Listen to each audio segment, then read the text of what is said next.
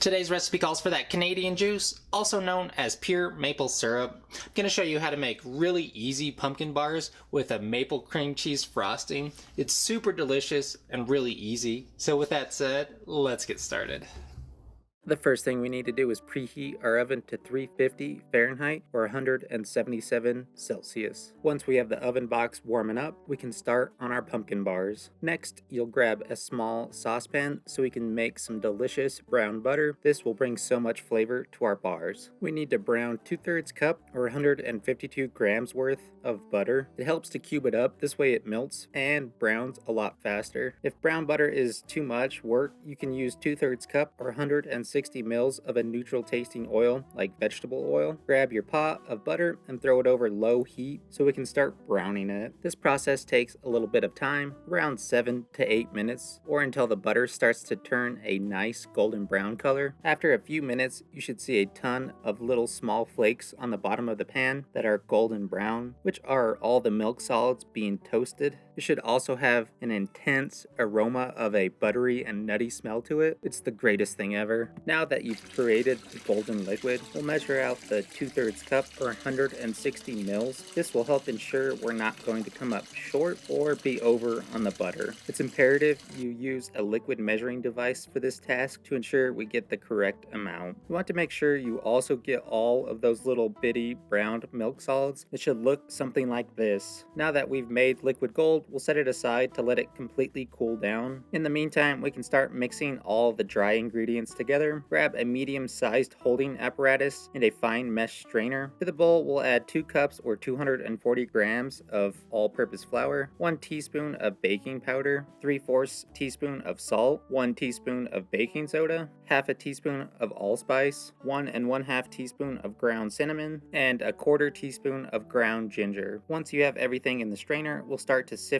everything into one. Sifting will help combine all the ingredients together, and it will also help catch any flour clumps as well. If there are any flour clumps, go ahead and push them through. The last dry spice we need to add is a 1/4 teaspoon of fresh ground nutmeg, but pre-ground will work just as well. Yeah, that looks like about a 1/4 teaspoon, give or take, probably a little extra, but you know, it's all good. Now that the dry goods are in the bowl, you'll lightly whisk your face off to help distribute all the ingredients and to also bring all the spices into one nice mixture. Next, you'll grab yourself a large bowl so we can combine all of our wet ingredients together. First, you'll add 1 cup or 200 grams of dark brown sugar. Next, we'll add a 1/4 cup or 50 grams of granulated sugar. After all the sugar, we're going to add the main star of the show, also known as pumpkin puree. It's important that you use pure pumpkin puree and not pumpkin pie mix. The amount of pumpkin we need to add is 1 full can, that is 15 ounces or 425 grams worth. Now that we have the pumpkin in the bowl,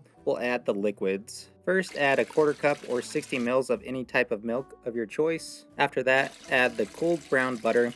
Ensure you also add all of those golden brown milk solids to the bowl. We worked so hard for those little nuggets of deliciousness. After the butter, add 3 whole large room temperature eggs. It's best practice to crack the eggs in a different holding device to help ensure you won't be adding any crunchy texture. The last thing we need to add to the bowl is 2 teaspoons of vanilla extract. Now that we have all of our wet ingredients in the bowl, give it a really good whisk of the face to make everything into one smooth orange batter. After you've created a super smooth orange liquid, it's time to add all of the dry goods. I like to add the dry to the wet, and I also like to do it in 2 sets. Add half and then give it a good mixer. Don't worry about it being fully mixed in. Once you have the first half mixed up, add the last half and really whisk your face off to bring everything together. Do whatever this sweet maneuver is because it actually doesn't really work, so never mind. I guess I was just trying to be a human kitchen aid mixer or something. Anyways, it's imperative that you run your whisk along the side of the bowl and bottom of the bowl as well to help ensure everything is well mixed in. Whisk your face off until you can't see any more flour. Over mixing will create more gluten, which in turn will make the bars heavier and more dense in texture. We want something that is super light and airy. After we've made the batter, grab a 10 by 15 by 1 inch half sheet tray we'll lightly grease the pan, drop about 1 teaspoon of vegetable oil, and rub it all over the pan with a paper towel. Ensure you get the sides of the pan and also the crease where the bottom meets the side of the pan as well. Now that it's all kinds of greasy, we'll throw down the pumpkin bar batter. After you have all the batter on the sheet tray, we'll smooth everything out. You want to make sure you get the batter in all the corners of your pan, and you also want to ensure the batter is completely level all the way across. This will help us get an even bake on our pumpkin bars. The top doesn't need to be ultra smooth looking. It'll be covered with some frosting, so it'll be fine. Once your heart is content with the look, we'll go ahead and throw it in our preheated box of heat. You want to throw it on the middle rack for the best bake possible. Once in the oven, you'll bake it for about 25 minutes or until the center springs back when lightly pressed on. You may need to bake it longer or shorter depending on how hot your oven runs. After the buzzer has gone off, pull the hunk of orange goodness out of the oven so we can check on it. You can do the press test, or you can also check it with a toothpick in the center. If the toothpick comes out clean, then you know it's done. The frosting will cover up that small hole, so don't worry about that. We'll set it aside to let it cool down. In the meantime, we can start making the frosting. To the bowl of a stand mixer with a paddle attachment, or in a large bowl with a hand mixer, you'll add 8 ounces or 226 grams of softened cream cheese. Next, you want to add 1 stick or 113 grams of room temperature weather unsalted butter. Give those 2 ingredients a quick mix up, and then realize if you want your stand mixer to work, it needs to be plugged in. Man, science, I tell ya. Mix the butter and cream cheese for a couple of minutes or until everything is well combined together. Throughout this entire process, you'll want to scrape down the bowl to help make sure everything is well mixed together. After you've given it a quick mixer, you'll add 1 teaspoon of vanilla extract. Next, you'll add 2 cups or 260 grams of powdered sugar. You want to add the powdered sugar in 2 sets. This way you don't have a huge explosion of sugar. Give it a thorough mix up until you can't see any more powdered sugar. To give the frosting even more flavor and that fall feel, you'll add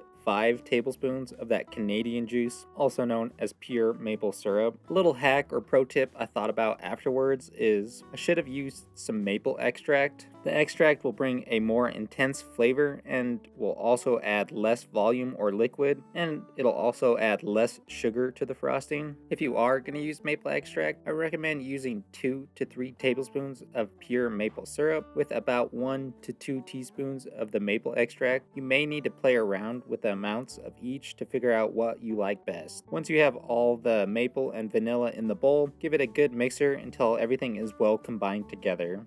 In the end, this is what your frosting should look like. Now that the frosting is done, let's frost the pumpkin bars. It's really important that the pumpkin cake thingy-majiggy is completely cool before you do so. If not, the heat will make the frosting super thin and kind of soupy in texture, which we don't want, of course. I like using an offset spatula for this job. Makes spreading the frosting a whole lot easier. If you don't have one, a rubber spatula will work just fine. Put a few scoops in the center and spread it out to all the sides, ensuring you cover everything including the edges, and you want to get in those corners as well. Use as much frosting as you wish for this. It comes down to personal preference. I had some left over, which goes great with pancakes, waffles, or even French toast. Whatever amount you decide to use, you want the frosting to be in one nice even layer, and you can make the frosting as smooth looking as your little heart desires. If you're like me and didn't wait long enough to cut into it, you can see how it's all crumbly and it's coming apart, and we don't want that. All you need to do is just cover it up with some more frosting. Nobody will know. For the best results, throw the pan in the fridge box for 2 to 3 hours to allow everything to firm up, making it a whole lot easier to cut. When cutting, use something with a dull edge to help prevent from scratching your pan. I like to score the top, which will help me imagine how big my pieces will be. After every cut, clean your tool with a wet paper towel. This will help clean the frosting off to give you a cleaner cut. Cut the pieces as big as you wish. I cut mine in roughly 2 by 2 squares. Grab your favorite dish so we can plate this thing up. Lightly place your pumpkin bar down,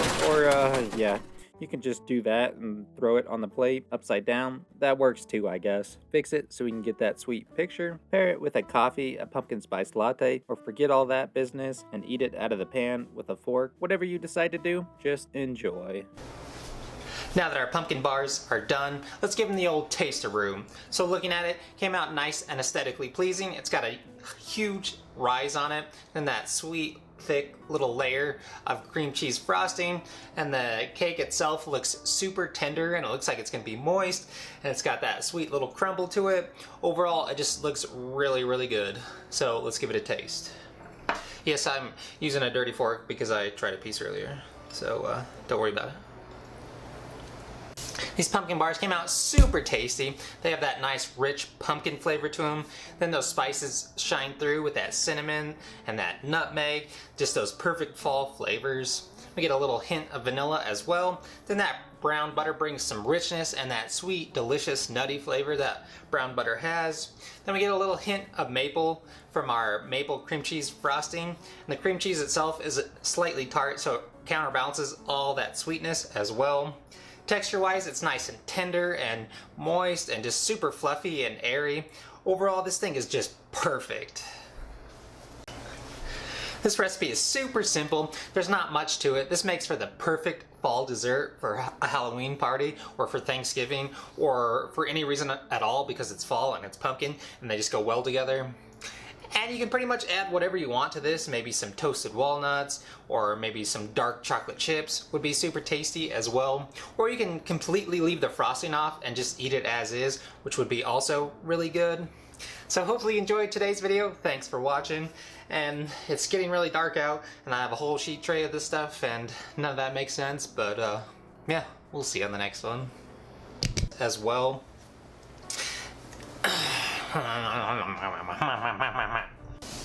This pumpkin bar, this recipe,